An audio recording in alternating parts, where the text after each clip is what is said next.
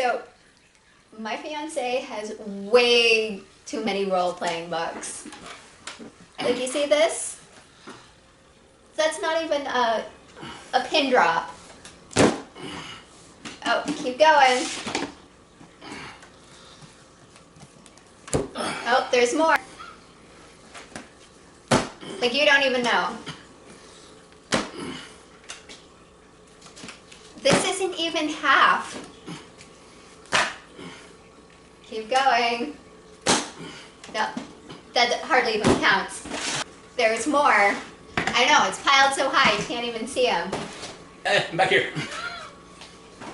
But there's more coming.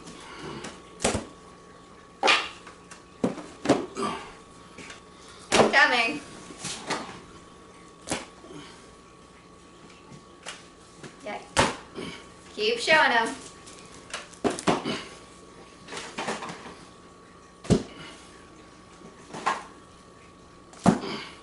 We're getting close now. Hi, I'm still here. That's all the books. This is the magazines. Oh right, there was more on the table, or the chair I mean. I forgot about those ones. This is my entire role-playing library. And we're going to get into it a book at a time here on Retro Reviews.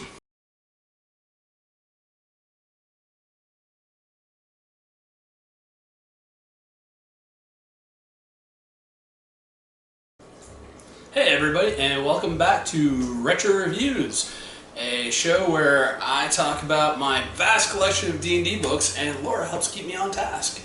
Hi everybody. So I've got a list of questions to go through. We go through one book at a time, and what book do we have tonight? Tonight we have the Advanced Dungeons & Dragons Oriental Adventures. Okay, can you give us a quick synopsis? Alright, quick synopsis. This was written by Gary Gygax and some of the other writers from D&D's early days.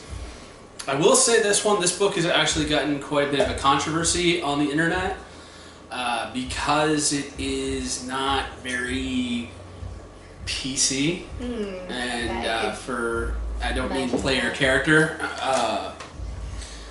They tried to distill basically all of Asian cultures down into one culture. And it was written during a time when sensitivity was not as it should be, as it is now. So there is some stuff in here that's a relic of its time, but overall it's really interesting. It's got all the details you need for samurai, ninjas, martial arts, some Oriental style magic. Asiatic. You know. So yeah, I thought it was really cool. It gave you something different for D&D other than a Western European setting to play in. Mm-hmm. Yeah, that's always neat. Where'd you get this book? Actually, this book is not mine. Josh sent it. I've still got your copy, dude. Don't worry, I've been keeping it safe. Josh gave me a few of his D&D books when we were cleaning out his apartment after him and his wife split. He just gave me a bunch of stuff to hold on for safekeeping, and it's 22 years later, and I still got a few of them. So what did you like about this book? I liked the martial arts rules. It's designed in such a way that you train and progress through it. You learn the basics, and then you can learn a more advanced technique, and then after you've learned both of those, you learn the next level technique. And you can mix and match to create your own martial arts style, and there's a few martial arts styles. There are actually Taekwondo is in here, karate, so. Yeah, neat. So I guess you've kind of answered the next question already. What did you not like about this book?